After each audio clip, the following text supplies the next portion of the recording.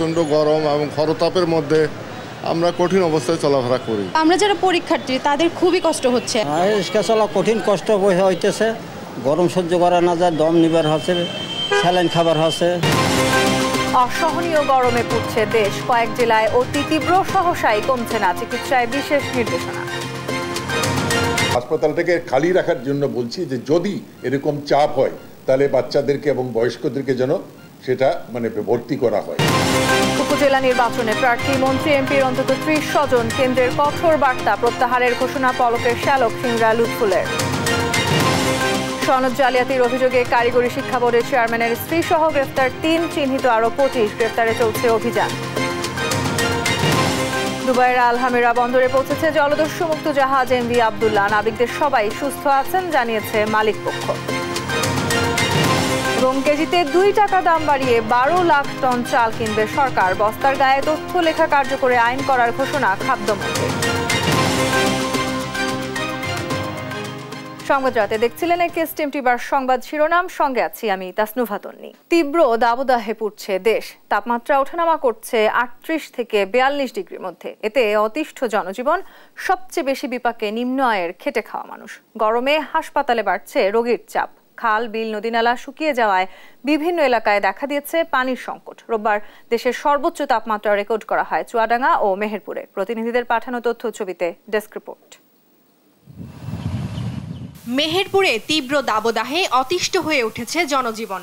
জেলায় রোববার দেশের সর্বোচ্চ তাপমাত্রা রেকর্ড করা হয়েছে ৪২.২ ডিগ্রি সেলসিয়াস। কৃষি নির্ভর এ জেলায় অতিরিক্ত তাপদাহের প্রবাহে ব্যাহত হচ্ছে কৃষকদের স্বাভাবিক কার্যক্রম।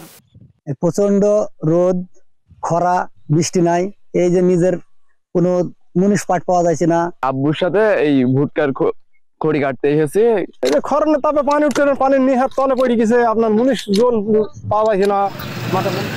কুষ্টিয়ায় প্রকৃতি যেন অগ্নিমূর্তি ধারণ করেছে, বেড়েই চলেছে তাপপ্রবাহ। জেলায় তাপমাত্রা ছাড়িয়েছে ৪০ ডিগ্রি সেলসিয়াস। প্রচন্ড রোদ আর ভ্যাপসা গরমে বিপর্যস্ত জনজীবন। গরম অতিষ্ঠ হয়ে গেছে, কোনোভাবে আমরা বের হতে পারছি না। রাতের সময় কারেন্ট থাকে না, ইনকাম হয়েছে না, বাজার ঘাটে জিনিস দাম বেশি, আর কি করে চলবো। তীব্র রোদে শুকিয়ে গেছে খালবিল নদী নালা, পানি সংকটে দেখা দিয়েছে খরা, হিটস্ট্রোকে মারা গেছে রবজেল আলী নামে এক কৃষক। তীব্র গরমে চরম ভোগান্তিতে পড়েছে নিম্ন আয়ের খেটে খাওয়া মানুষ। আমার ওখানে পানি নাই, পানি বিনি লোক মারা যাচ্ছে, এরকম অবস্থা হয়ে গেছে। নদী নালা সব শুকা গেছে, কোনো টিউবওয়েলে পানি নাই। যশোরেও বয়ে যাচ্ছে তীব্র তাপপ্রবাহ। শনিবার যশোরে দেশের সর্বোচ্চ তাপমাত্রা রেকর্ড করা হয় ৪২.৬ ডিগ্রি সেলসিয়াস। তীব্র গরমে বাড়ছে ভোগান্তি। গরমে বিশাল কষ্ট হচ্ছে, এখন এই কষ্ট হচ্ছে বলে ছায়ায় দাঁড়ায় রয়েছে। চুয়াডাঙ্গাতেও দাবদাহ অব্যাহত রয়েছে। রোববার বেলা ১২টায় তাপমাত্রা ছিল ৪০.২ ডিগ্রি সেলসিয়াস। পরিস্থিতি মোকাবেলায় জরুরি সভা করেছে জেলা দুর্যোগ ব্যবস্থাপনা কমিটি। এদিকে চুয়াডাঙ্গায় শীতকালে অতিরিক্ত শীত এবং গরমে অতিরিক্ত গরম পড়ার কারণ হিসেবে ভৌগোলিক প্রভাবকেই দায়ী করছেন জেলা আবহাওয়া পর্যবেক্ষক। পর্বতপ্রান্ত রেখা ঈশ্বরদীর উপর দিয়ে বয়ে যাওয়ার কারণে ঈশ্বরদীর পাশাপাশি জেলা চুয়াডাঙ্গা হওয়াতে চুয়াডাঙ্গার উপর দিয়ে তাপমাত্রা বেশি হয়ে যায় এবং শীতের সময় শীতের তীব্রতাও বেশি অনুভূত হয়। চলমান তাপপ্রবাহের নেতিবাচক প্রভাব পড়েছে স্থানীয় ব্যবসা বাণিজ্যে। কৃষিকাজে মিলছে না দিনমজুর, সবচেয়ে বেশি বিপাকে পড়েছে খেটে খাওয়া মানুষ। রোদ গরম যতই পড়ুক আমাদের তো ফ্যান চালাতেই হবে, না চালালে তো আর আমাদের সংসারে চলবে না। চুয়াডাঙ্গায় সর্বোচ্চ তাপমাত্রা বিরাজ করছে, এর জন্য নির্মাণ শ্রমিকরা কাজে যাচ্ছে না। বাগেরহাটে রোববার দুপুর ৩টায় তাপমাত্রা রেকর্ড করা হয়েছে ৩৯.৭ ডিগ্রি সেলসিয়াস। তীব্র তাপদাহে খুলনা বাগেরহাট মহাসড়কের বিভিন্ন জায়গার পিচ গলে গেছে। গরমে দোকান বন্ধ রেখেছেন অনেক ব্যবসায়ীরা। প্রচন্ড গরমে আমাকে গাড়ি ঘুরে চালাতে খুব কষ্ট হয়ে যাচ্ছে। তীব্র গরমে চট্টগ্রামে বাড়ছে নানা রোগবালাই। গরমে কাহিল শিশু ও বয়স্করা। রোগীর চাপ সামলাতে হিমশিম খাচ্ছে হাসপাতাল কর্তৃপক্ষ। টুম্পা আফরোজ, নিউজ ডেস্ক, দেশ টিভি। তীব্র গরমে বিপর্যস্ত অবস্থা রাজধানীবাসীরও। গরমে সড়কে কমেছে মানুষের চলাচল, পরিস্থিতি উন্নতির সহসা কোনো সুখবরও নেই আবহাওয়া বার্তায়। তীব্র এই তাপপ্রবাহ আরও কয়েকদিন অব্যাহত থাকবে বলে জানিয়েছে আবহাওয়া বিভাগ। ফজলে আদিত্যের রিপোর্ট। কড়া রোদ, উষ্ণ বাতাস আর তীব্র দাবদাহে বিপর্যস্ত হয়ে পড়েছে জনজীবন। রাজধানী সহ সারা দেশের উপর দিয়ে বয়ে যাচ্ছে তীব্র তাপপ্রবাহ। চলমান তাপপ্রবাহে স্কুল কলেজ বন্ধ থাকলেও কাজে বের হতে হচ্ছে কর্মজীবী মানুষকে। তীব্র গরমে ঘেমে নিয়ে একাকার পথচারী। অসাংঘাতিক, দেখতেই তো পাচ্ছেন আমাকে, আসলে প্রচুর ঘেমে গেছি। আর বাসা থেকে ইচ্ছেও করে না, এত রৌদ্র, আসলে জানতাম না বাহিরে এত রৌদ্র। অস্বাভাবিক গরমের কারণে স্বাভাবিক যে চলাফেরা সেটা আমরা করতে পারতেছি না। এই যে দেখে গেছেন কিরকম ঘেমে গেছি। আপনার বাচ্চাদের জন্য খুবই কষ্টকর, ঠিক আছে, কারেন্ট চলে গেলে বাচ্চারা খুবই কষ্ট পায়। তো আমরা যারা পরীক্ষার্থী তাদের খুবই কষ্ট হচ্ছে। সবচেয়ে বেশি ভোগান্তির মধ্যে পড়তে হচ্ছে খেটে খাওয়া মানুষকে। তীব্র গরমে কমেছে আয়ও। রিক্সা চলা কঠিন কষ্ট হইতেছে, গরম সহ্য করা না যায়, দম নিবার হচ্ছে, স্যালাইন খাবার হচ্ছে। এই গরমের ভিতরে অনেক কষ্টের ভিতরে তো মনে করেন যে আপনার কামাই করতে হয়, কামাই না করলে তো মনে করেন যে পেটে ভাত জুটবে না। হ্যাঁ, এই গরমের মধ্যে আমাদের চলাচলে অনেক কষ্ট হয়। প্রচণ্ড গরম এবং খরতাপের মধ্যে আমরা কঠিন অবস্থায় চলাফেরা করি। হিট অ্যালার্ট জারি হয়েছে, সো এটাকে সতর্কতামূলক আমাদের নেওয়া উচিত, যেহেতু গরম অনেক বেশি। এদিকে দেশের চলমান দাবদাহ থাকবে আরো কয়েকদিন, তবে 24 এপ্রিলের পরে বৃষ্টিপাতের পূর্বাভাস দিয়েছে আবহাওয়া বিভাগ। 24-25 তারিখের দিকে যেহেতু বৃষ্টি কিছুটা দেশের বিভিন্ন জায়গায় বিচ্ছিন্নভাবে বৃষ্টিপাতের সম্ভাবনা রয়েছে, ফলে 24-25 তারিখের দিকে তাপমাত্রা কিছুটা কমার সম্ভাবনা রয়েছে। এরপর আবার 27-28 তারিখের দিকে আবার তাপমাত্রা বৃদ্ধি পেয়ে এই অবস্থা আবার ফিরে আসার সম্ভাবনা রয়েছে। ঢাকায় রোববার দিনের সর্বনিম্ন তাপমাত্রা 29 ডিগ্রি সেলসিয়াস। শনিবার দেশের সর্বোচ্চ তাপমাত্রা ছিল যশোরে 42.6 ডিগ্রি সেলসিয়াস। ফজলে আদিত্য, দেশ টিভি, ঢাকা। গরমে অসুস্থ হয়ে পড়া মানুষ, বিশেষ করে শিশু ও বয়স্কদের যথাযথ সেবা নিশ্চিতে হাসপাতালে খুব প্রয়োজন ছাড়া অন্য রোগী ভর্তি না করানোর নির্দেশনা দিয়েছে স্বাস্থ্য মন্ত্রণালয়। দুপুরে সচিবালয় ব্রিফিংয়ে এই কথা জানান স্বাস্থ্যমন্ত্রী। হাসপাতালগুলোতে কোনো কোল্ড কেস এখন ভর্তি করতে না করতে, কোল্ড মানে বলে কি যে একটা হার্নিয়া 1 মাস পরে করলে কোনো অসুবিধা হবে না, একটা গলব্লাডার যেটা অ্যাকুট না সেটা 2 সপ্তাহ পরে করলে, মানে হাসপাতালটাকে খালি রাখার জন্য বলছি যে যদি এরকম চাপ হয় তাহলে বাচ্চাদেরকে এবং বয়স্কদেরকে যেন সেটা মানে ভর্তি করা হয়। এখন কোল্ড কেস কয়েকদিন বন্ধ থাকবে। আর আমাদের স্যালাইন এবং আমাদের ওরাল স্যালাইন থেকে শুরু করে সবার কাছেই আমি আলাপ করছি। আমি একটা অ্যাপ খুলছি যে আমাদের মধ্যে সাথে সাথে যেন জানানো হয় কোনো জায়গায় কোনো ক্রাইসিস হলে। আমরা এটা এখন পর্যন্ত আমি মনে করি আমাদের কন্ট্রোলে আছে। প্রধানমন্ত্রী শেখ হাসিনা বলেছেন, বাংলাদেশ সব সময় ফিলিস্তিনের পাশে থাকবে। আন্তর্জাতিকভাবেও ফিলিস্তিন ইসরায়েলের চালানো গণহত্যার প্রতিবাদ করে যাচ্ছে বাংলাদেশ। সকালে চট্টগ্রামের হালি শহরে বঙ্গবন্ধু শেখ মুজিব ব্যাটারি কমপ্লেক্স উদ্বোধন করে একথা বলেন প্রধানমন্ত্রী। বহিঃশত্রুর আক্রমণ থেকে দেশের সার্বভৌমত্ব রক্ষায় বাংলাদেশ সদা প্রস্তুত বলেও জানান সরকার প্রধান। জুবাইর রাজিনের রিপোর্ট। বঙ্গবন্ধু শেখ মুজিব ব্যাটারি কমপ্লেক্স উদ্বোধন করতে রোববার সকালে চট্টগ্রামে যান প্রধানমন্ত্রী শেখ হাসিনা। মাননীয় প্রধানমন্ত্রী, বাংলাদেশ সেনাবাহিনীর হালি শহরে অনুষ্ঠানস্থলে পৌঁছালে প্রধানমন্ত্রীকে স্বাগত জানান সেনাপ্রধান জেনারেল SM শফিউদ্দিন আহমেদ। সকাল 10:30টার দিকে সেনাবাহিনীর আর্টিলারি সেন্টার অ্যান্ড স্কুলে এ কমপ্লেক্স উদ্বোধন করেন প্রধানমন্ত্রী। আন্তরিক কৃতজ্ঞতা। উদ্বোধনের পর দোয়া ও মোনাজাত শেষে কমপ্লেক্স ঘুরে দেখেন সরকার প্রধান। সামরিক কর্মকর্তাবৃন্দ ভাষণে প্রধানমন্ত্রী বলেন, বাংলাদেশ যুদ্ধ চায় না, শান্তি চায়। তবে যে কোনো বহিঃশত্রুর আক্রমণ থেকে দেশের সার্বভৌমত্ব রক্ষার জন্য বাংলাদেশ সদা প্রস্তুত। আমরা কারোর সঙ্গে যুদ্ধ করতে চাই না, আমরা সকলের সাথে বন্ধুত্ব চাই। আমাদের পরাশক্তিতে জাতিপিতা বঙ্গবন্ধু শেখ মুজিব সে কথাই বলে গেছেন, সকলের সাথে বন্ধুত্ব, কারোর সাথে বহিতা নয়। পাশাপাশি আমাদের এটাও মনে রাখতে হবে, আমাদের দেশটা স্বাধীন সার্বভৌম দেশ। আমরা যুদ্ধ করে বিজয় অর্জন করেছি। আমাদের স্বাধীনতা সার্বভৌমত্বকে ক্ষুণ্ণ করুক আমরা তা চাই না।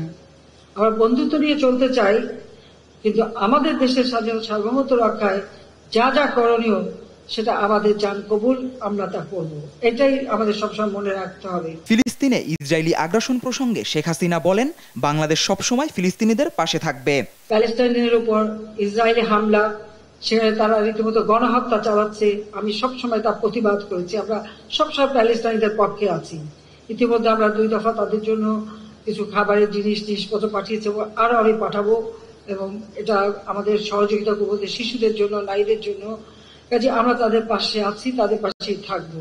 এবং আন্তর্জাতিকভাবে আমরা প্যালেস্তাইনিদের উপরে যে এর প্রতিবাদ করে যাচ্ছে বা প্রতিবাদ করে যাব। দেশপ্রেমে উদ্বুদ্ধ হয়ে দায়িত্ব পালনের জন্য সেনা সদস্যদের প্রতি আহ্বানও জানান প্রধানমন্ত্রী। জুবায়ের রাজিন, নিউজ ডেস্ক, দেশ টিভি। সংবাদ সন্ধ্যায় আরো থাকছে।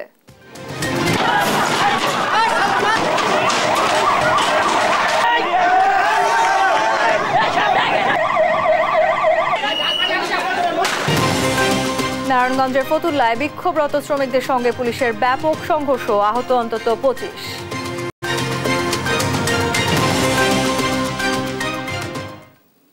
কেন্দ্রের সিদ্ধান্ত মানতে চাচ্ছেন না আওয়ামী লীগের মন্ত্রী এমপিদের স্বজনরা। উপজেলা নির্বাচন থেকে স্বজনদের সরে যাওয়ার নির্দেশনা দেয়া হলেও মনোনয়ন প্রত্যাহার করেননি অনেকে। নির্বাচনে অংশ নেয়া এই স্বজনদের তালিকা করছেন দায়িত্বপ্রাপ্ত সাংগঠনিক সম্পাদকরা। তৌফিক মাহমুদ মুন্নার রিপোর্ট।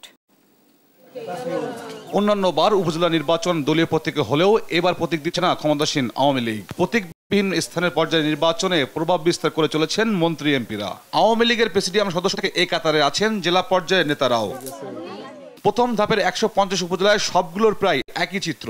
দলীয় প্রধানের নির্দেশনা মানতে যেন অনীহা অনেক মন্ত্রী এমপির আত্মীয় স্বজনদের। তথ্য বলছে দেশে অন্তত 30 উপজেলায় এমপি মন্ত্রীদের স্বজনরা উপজেলা নির্বাচনে অংশ নিচ্ছেন, যার মধ্যে সন্তান, আপন ভাই, চাচাতো ভাই, ফুফাতো ভাই, চাচা, শ্যালক সহ নানা ধরনের আত্মীয় স্বজনরা রয়েছেন। মনোনয়ন জমার সময় প্রার্থী অপহরণের ঘটনায় তোলপাড় হয় নাটোরের সিংড়া উপজেলায়।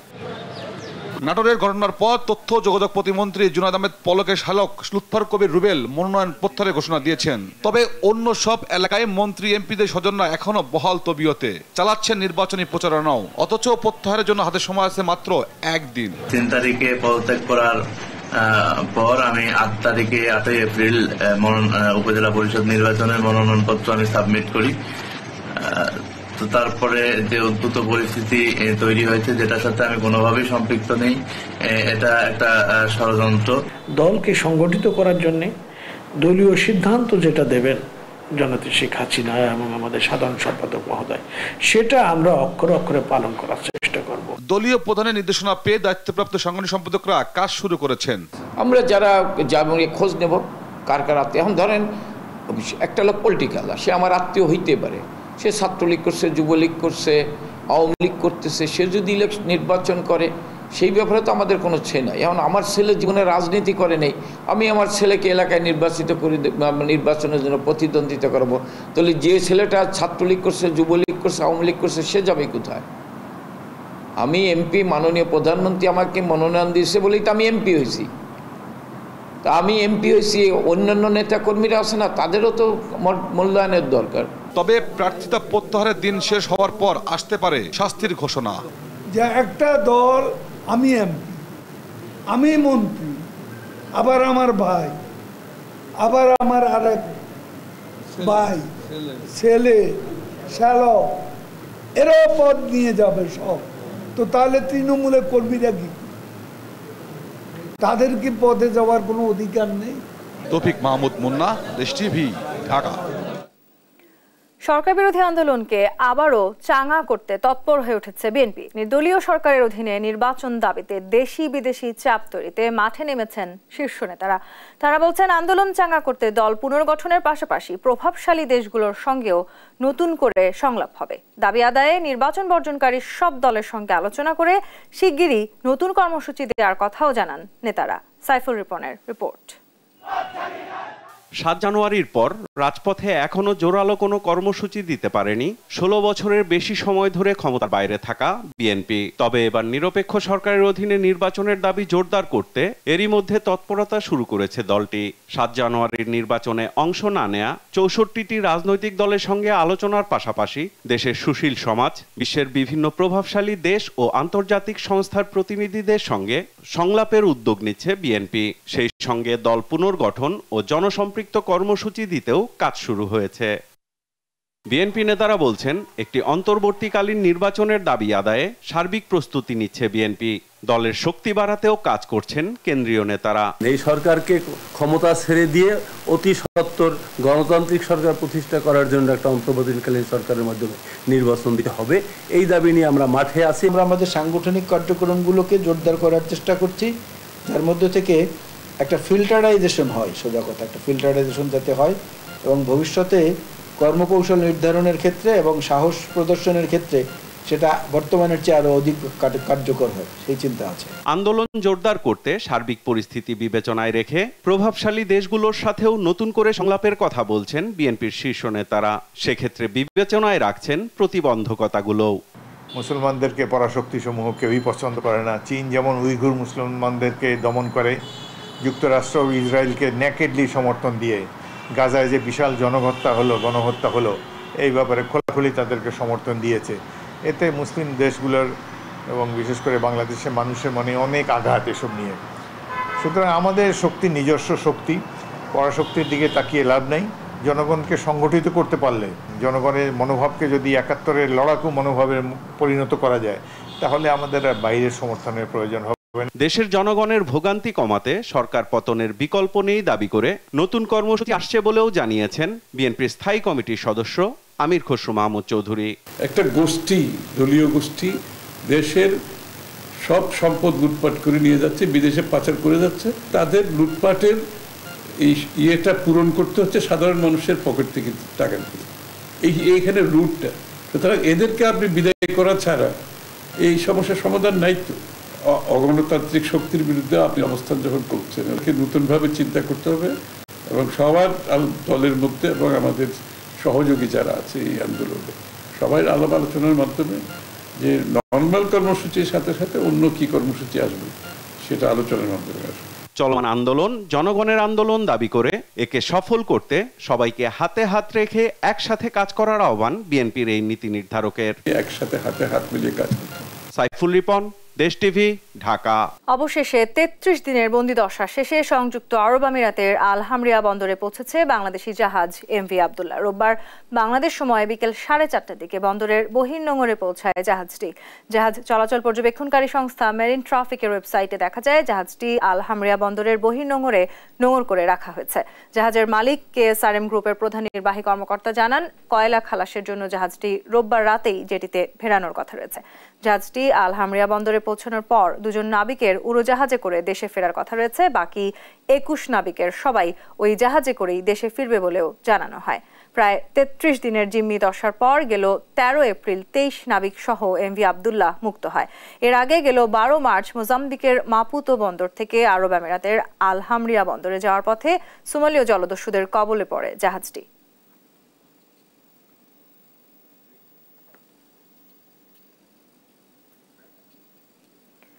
কারিগরি শিক্ষা বোর্ডের সার্টিফিকেট বিক্রির সঙ্গে জড়িত থাকার সত্যতা পাওয়ায় গ্রেপ্তার করা হচ্ছে বাংলাদেশ কারিগরি শিক্ষা বোর্ডের চেয়ারম্যানের স্ত্রী সেহেলা পারভিন সহ ৩ জনকে। আরও ২৫ জনকে চিহ্নিত করে গ্রেপ্তারে অভিযান চলছে বলে জানান ডিবি প্রধান। জানান, সাংবাদিক থেকে শুরু করে দুদক কর্মকর্তাদের যোগসাজশে দীর্ঘদিন ধরে সার্টিফিকেট ও মার্কশিট কেনাবেচা করে আসছিল চক্রটি।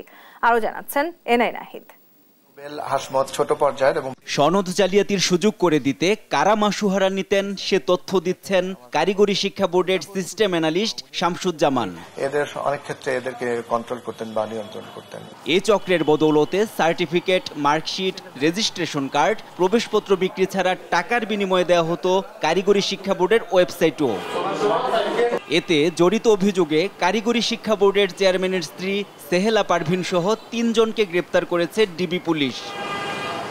রোববার দুপুরে ডিএমপির মিডিয়া সেন্টারে সংবাদ সম্মেলনে অতিরিক্ত কমিশনার হারুনুর রশিদ জানান, সিস্টেম অ্যানালিস্ট শামসুজ্জামানের কাছ থেকে চেয়ারম্যানের স্ত্রীর টাকা লেনদেনের প্রমাণ পেয়েছেন তারা।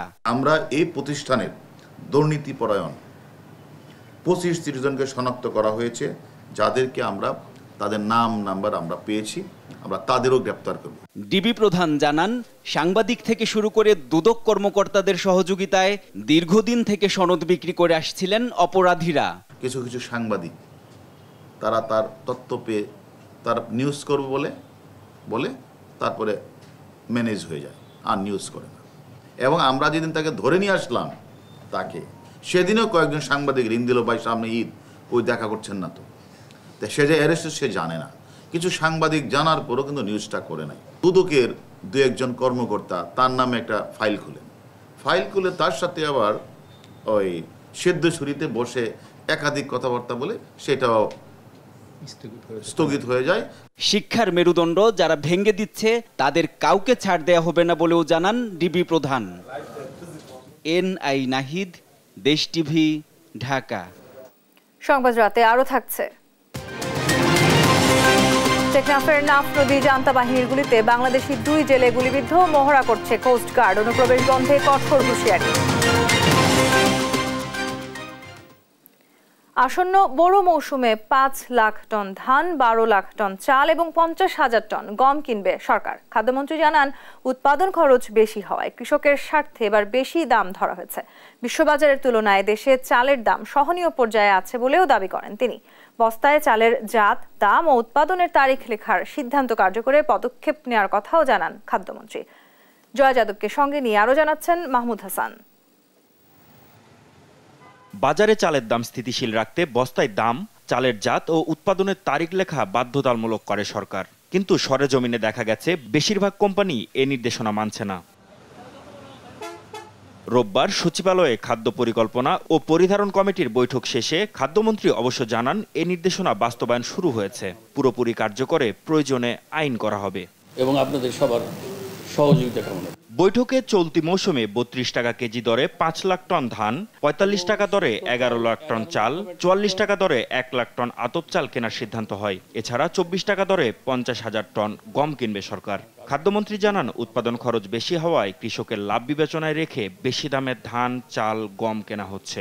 ধান 5 লাখ মেট্রিক টন, 32 টাকা প্রতি কেজি, এবং সিদ্ধ চাউল 11 লক্ষ মেট্রিক টন, দাম 45 টাকা প্রতি কেজি, এবং আতপ চাউল 1 লক্ষ মেট্রিক টন, মূল্য 44 টাকা প্রতি কেজি, গম 50,000 মেট্রিক টন, প্রতি কেজি 34 টাকা।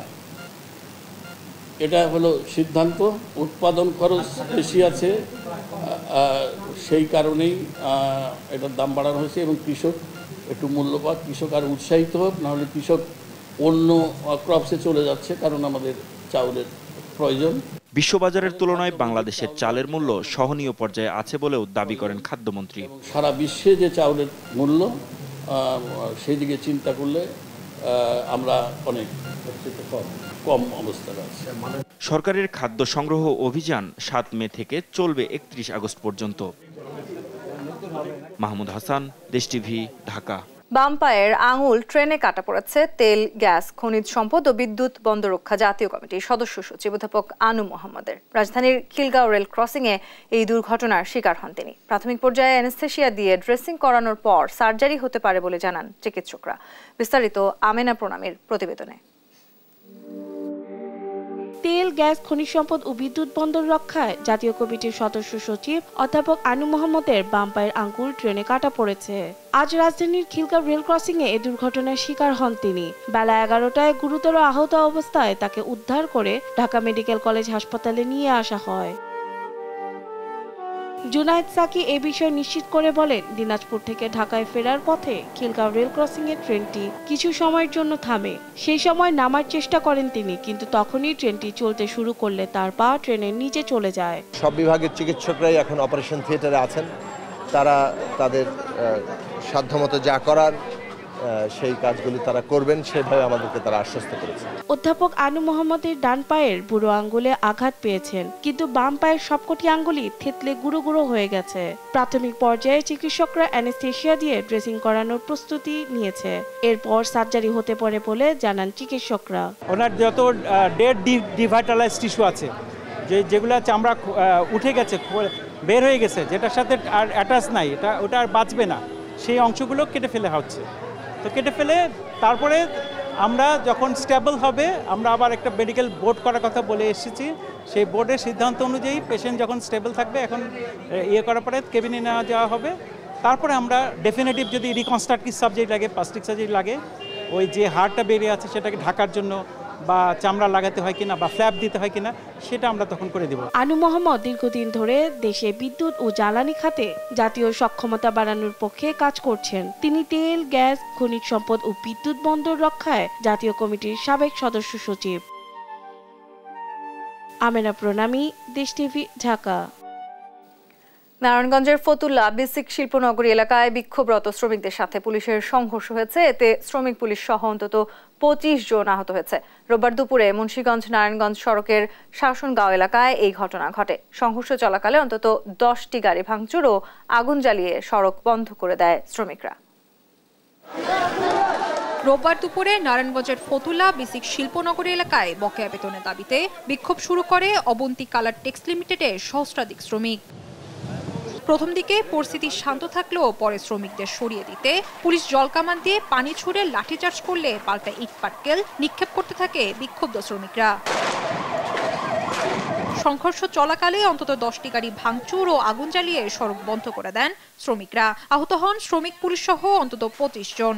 আমাদেরটা না বুঝা তারা প্রশাসন দিয়ে আমাদের উপরে হামলা করছে, গ্যাঞ্জাম সৃষ্টি করছে। আমরা আগে কোনো গ্যাঞ্জাম সৃষ্টি করি নাই। বেতন পাই না 2-3 মাস থেকে। বেতনের কথা কইলে বন্তর মনে আমাদের উপরে অত্যাচার হামলা করে। বিক্ষুব্ধ শ্রমিকরা জানান দুপুর 12টার দিকে হঠাৎ দুদিনের ছুটি ঘোষণা করেন কারখানা কর্তৃপক্ষ। ঈদের বেতন বোনাস পেলেও গেল মার্চে বেতন না দিয়ে আবার ছুটি দেওয়ায় ক্ষুব্ধ হয়ে ওঠেন শ্রমিকরা। আয়সা কোনো কথা নাই, আমাদের উপরে ফায়ার করা শুরু করছে, লাঠিচার্জ, এমনকি গরম পানি মারছে। আমাদের 50 জন লোকের উপরে গুলি রাখবে এবং আপনি দেখতে পাচ্ছেন যে পাশে গাড়ি এরা পুলিশের ঢালাই এরকম করছে, পিছনে গাড়ি পুলিশের ঢালাই এরকম করছে। এগুলো এখন পুলিশের ঢালাই এরকম করে আমাদের উপরে দোষ দিচ্ছে, আমরা নিজে দেখছি। কারণ পুলিশ এখান থেকে পানি মারছে, আমরা 2 মাসের কারো 2 মাস, কারো 3 মাস, কারো 4 মাস স্যালারি দেয় না। এবং কি গত মাসে ঈদের আগে স্যালারি দিব বলতে স্যালারি দেয় নাই, ঈদের আগে স্যালারি দেয় না, স্যালারি বলতে বলে দেয় না, কিছুই বলে না, কবে চলে যাও স্যালারি দিব। 2 মাস, 3 মাস, 4 মাস আমাদের স্যালারি দেয় না, বেতন পাই না। এখন আমাদের বেতন। একই দাবিতে সকাল 9:30টায় ঢাকা মুন্সিগঞ্জ আঞ্চলিক সড়ক অবরোধ করে বিক্ষোভ শুরু করেন প্রণী গ্রুপের রপ্তানিমুখী পোশাক কারখানার কয়েকশো শ্রমিক। নিউজ ডেস্ক, দেশ টিভি।